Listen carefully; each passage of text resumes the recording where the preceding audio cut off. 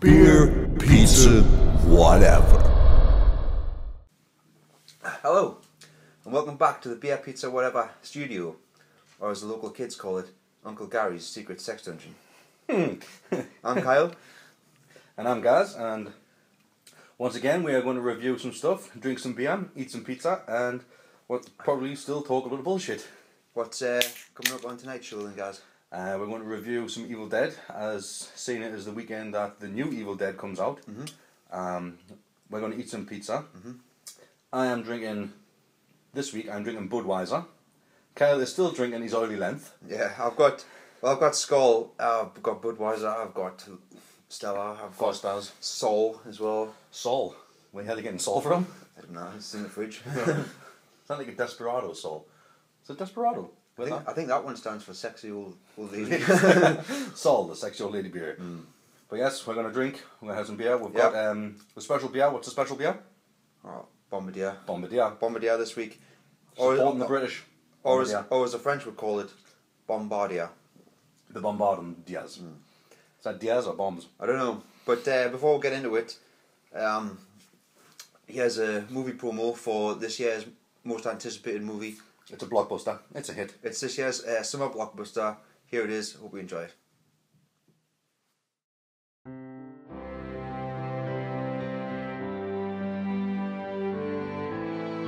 One man alone, facing it alone, fighting his addiction.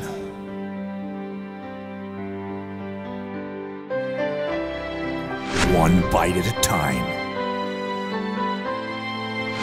And a dance?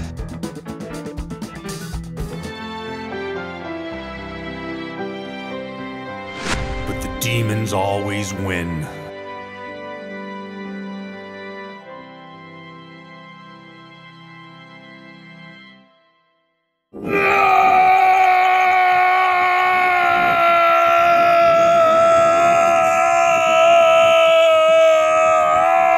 Most action since Jurassic Park and Toy Story.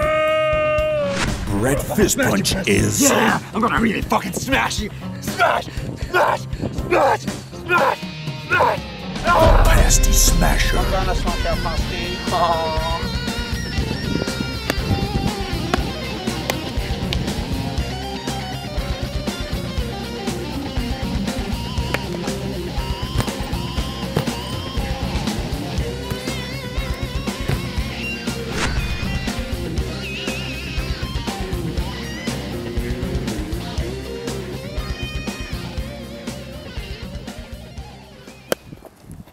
Yeah, baby!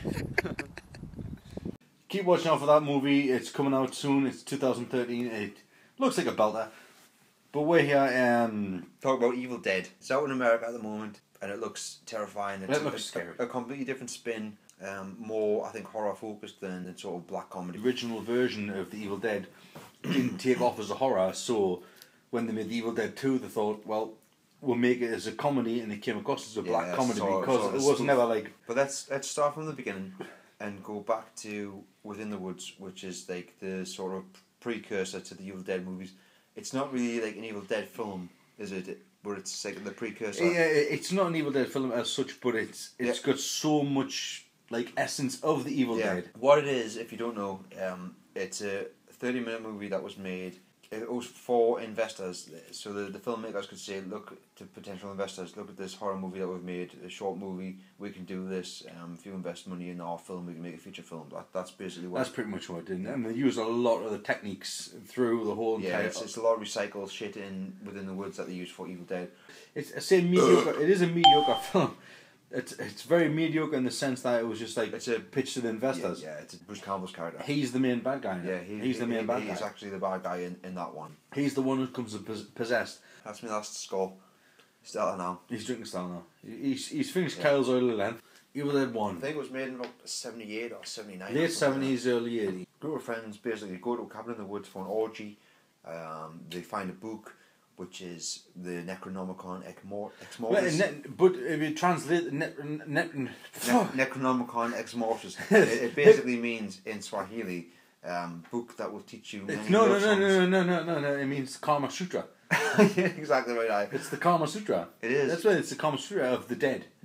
With barbed wire and pitchforks. Yeah, exactly. But Evil Dead 1 is a low budget movie in its right because the actors changed throughout the whole entire. I'm sure Bruce Campbell and Ellen Sandweiss are the only original characters that stay through it. Possibly. It's hard to tell because there's a lot of wigs and there's a lot of makeup and There's special all- yeah. effects, so you can't really tell. But The Evil Dead was, I think it was a legitimate shot at doing a horror movie at a low budget film. Low budget. And Sam Raimi, he did his best with the money and the budget that he had. I mean, in its own right, back in the early 80s, it's a terrifying film. The effects in it are really mediocre and basic, but it is terrifying. There's some good scenes and there's some shit scenes. Barbie Joe! Where are you, girl? Oh, there you are. I had that on VHS years ago. Even the book is the sort of semi in the fire, and Bruce Campbell's character Ash has got that stupid The locket thing that is a hook to like sort of lasso. It would never hook anything. It would never hook. That would never work. I think there's a lot of continuity with the film. First one is a lot of continuity, but you don't really notice it. Does continuity mean you just piss all the time? That's what continuity That's is. exactly what it means. Continuity pants. The first one, it's an amazing film. It's terrifying. Like, it's a terrifying in its own right. The special effects are, for its day, brilliant. It's using what the new director of the new one, he's using all original special effects. He's not using CGI. Yeah, it's made. He's not. It's made in a specific specific way. It's very gritty and very low budget. But you can say it was shot that way, but it wasn't shot that way deliberately. It was, that's all they could afford at the time. Then Evil Dead 2 comes along. There's a lot of people just disband the whole project and had to go into the local towns. A wife who worked at the diner, she played Knick-Knack, Paddywhack. She played that Knick-Knack, Paddywhack. Well done. They went to the local town and they hired what they could to build up the crew because lots of people left through production difficulties and there was like money funding. A big point about Evil Dead 2 is they went back to the original location that they shot the first one, the cabin in the woods, and it was burnt down. It was gone. Yeah, so nothing there. So it was recreated in a high school gymnasium. Yeah. Which you can actually see on certain shots. It's a trick. Get next. Last segment of Evil Dead 2, when he gets pulled through the cabin and he gets pulled through the porthole, and you can see the low budget of it, and there's a crane, and it's got. You can see the crane. You can see the crane. You can see the crane. Is that when like a cow flies past him and the fucking fridge flies past him and stuff like this? Yeah, but that is before that scene. You see him get pulled through the woods on a crane. No, right, it's unbelievable. You're just watching a what? 2/. Evil Dead 2/3. Join us. Join him. Join us. No. Ash smashes into the world of the fucking the Romans. It's not the Romans. It's not Romans. It's like fucking ancient England. That it looks like. But anyway, he gets sucked through the portal. Through the woods. It takes him to medieval England for some bizarre reason. And he is the saviour. Yeah, they all hail him as the saviour. He thinks he's the saviour. When Evil Dead 3 starts, at the same position, he is what is known as an Ash and as a complete and utter bastard. Yeah. Anyway, they take him to the castle. What's that ginger? Tossack. Roderick the Red or some shit. He's some twat with a beard. He's ginger anyway. He thinks he owns the fucking place, but he doesn't. He's anyway, they fight the witch in the well, the wishing well. That's a pretty good scene. A good scene, yeah. But if you look at the time, always these films, the timing, there's kung fu in that scene. Yeah, there's a lot of fucking like kicks and all that. Choreography going on in there. Like Ash from you look at Evil Dead 1 to Evil Dead 3 to the point in the well, he's like a total different guy. But it's like the factor of it is like it's cheesy action factor. That would never happen. One swish of your belt you'd never get pulled out of a chain. The wizard throws his chainsaw into the pit and he grabs it with one wrist. Give me back my hand. Oh. There it is. You'll never catch a chainsaw in your hand. Really? Well, that's like someone throwing a fridge at you. Catch it. Exactly. Let's talk about the Deadites, because it's still unclear what they are. Evil bastards. That's it. Are the evil spirits that enter the body, possess you? You've got the ones that it's just a head with wings. I mean, I know there's like people in the world are born deformed. Fucking head with wings. The Deadites don't come and fucking possess you because you're looking at a crow. And there's like Deadites that are just skeletons out of the ground. He goes into the graveyard, says the words. Wrong words. And always he says the fucking wrong words, fucks it up. Resurrects the dead. Which is a massive slapstick part of the film when he's lying on the grave. The arms come up and in the eyes and the nose. Yeah. The Three Stooges type.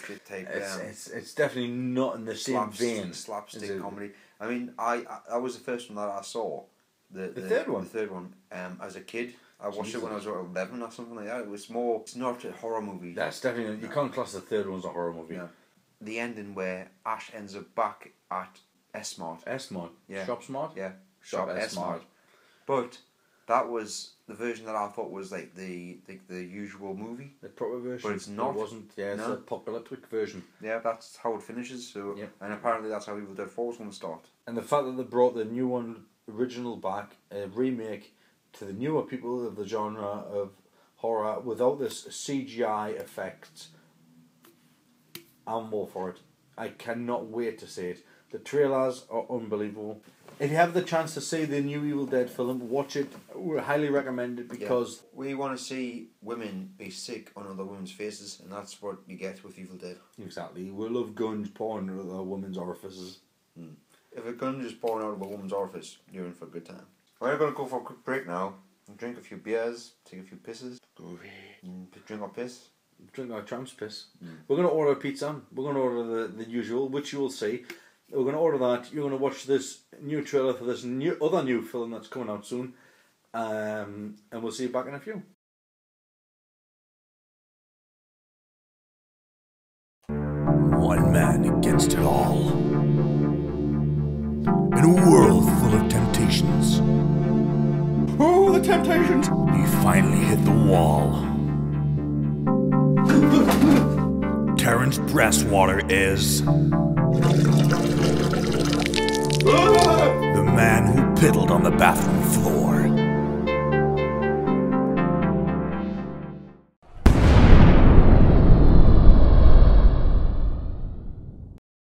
Here's a pizza. Here's a pizza.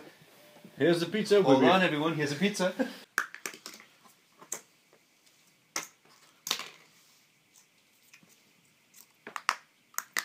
Thumbs up, Cal. It's a bigger pizza than last week. I don't know if it'll all get eaten, but if it doesn't get eaten, it will be forced up the anus as a suppository. Taken 14 times daily. It's fun to use, it's fun to say. It's tasty. Okay. It's a meat feast. The meat feast. It is from a local establishment, and it is really tasty. A thin base. It's a thin base. Look at that. Look at that. Oh my god. It's falling to bits. When it's thin base, there's not a lot can go wrong. You're not hiding any concealed weapons. There's no drugs. Unlucky. What's worrying to me is these black bits. Just pretend it's the scrapings of an old man's anus. See how I gotta say, it's a very tasty pizza. It really is. It's a bit greasy, but it's lovely. I think the grease adds to the taste. I want to try for the dip of the garlic sauce, because last week the garlic sauce was very herby. Not the car. That is to my satisfaction. This is probably, I can't remember the last time I had a pizza that tasted nice. This is really nice. This is really, really good. I'm enjoying it. This is really good. Try the kebab. That's some kebab. That's a large strip. Let us ponder, folks. Let us ponder, folks. Ponder folks or ponder folks? What could the meat be? I'm not ashamed to admit where this is from. Sorrento's, Ashington, Northumberland, England. NE22, NE63, whatever you want of them postcodes, we're there. It's one of the nicest pizzerias going. Gonna vomit.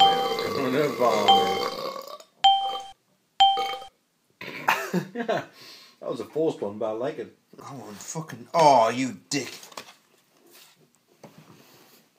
Fucking ripped up. Jesus Christ. I didn't want it. That was nice.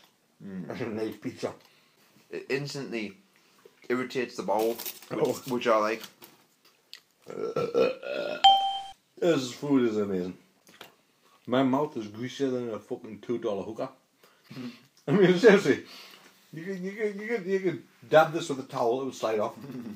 But I think the greasier the better. It's a meat feast, and I've got to say, my meat is feasting right now. To be honest, you don't get many pizza companies, local, that give you pizza slices this big. It may be droopy, it may not be hard and erect, it can't choke your throat, but God damn it, it can hit the spot. oh my life, it can. It's fucking amazing. Look at that. The size of that thing, the taste, the texture. You can taste all the different types of meat. Cow, dog, cat, horse. It's all in. Beetroot. Beaver. You got a beaver in there. So we have the very, look at that. You get a free bit of A4 paper.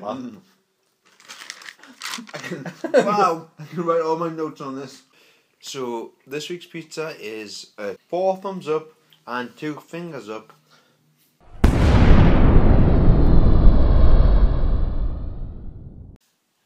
He's a Bombardier. Right, now seriously. Anyway, let's talk about this week's beer, which is This week's beer is Bombardier. Premium beer, 4.7% volume.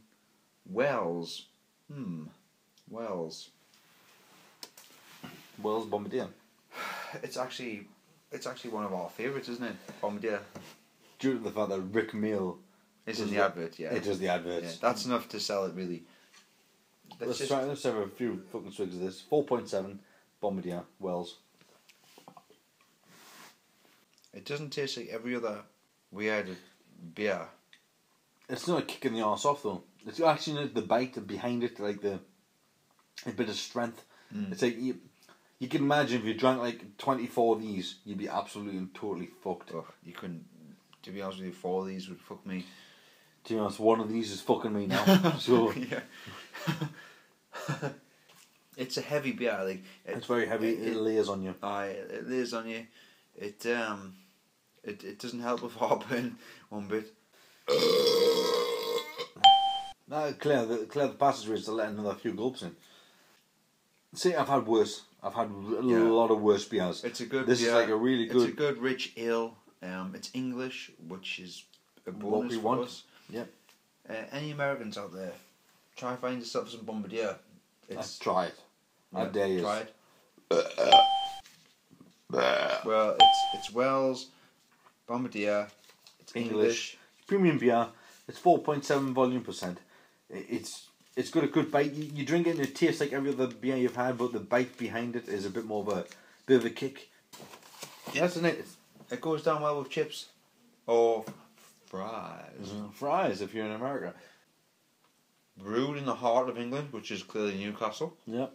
This is a richly rewarding traditional burnished copper ale, bursting with English spirit. English spirit, eh? Is that like someone who's died and come back to life and they're inside of this beer? Bombardier, folks, is a rich English ale, spicy, with tangy hops. The bottle that Bombardier comes in is glass. To me, Brown. Is to me a seat, and it's also to me a hat. What Which Gary, is to him a seat. What Gaz means to say is, I would sit on this bottle as a seat and suck the bottle into my own body. And I would happily wear that as a hat. So tonight's episode, we've talked a lot about The Evil Dead. We've rambled on and on and on. That's a lot of rambling. For anybody who's not an Evil Dead fan, this episode is not going to appeal. No. Sorry, it's not. It really isn't. Even if you're an Evil Dead fan, we destroyed it for you. Yeah, you're not an Evil Dead fan anymore. Well, that was this week's episode. Thanks very much for watching. Hope you enjoyed it. If you like it, subscribe. Leave a comment below. Yeah, please like, subscribe, and leave a comment. That would be great. Tell your friends, tell your mother, tell your uncles, tell your brother. And if you've got a sister, tell her as well. Clinky, clinky. Clingy, clingy. We'll see you next week. Yeah, please remember to like, subscribe, and leave a comment. Thanks very much. See you next time.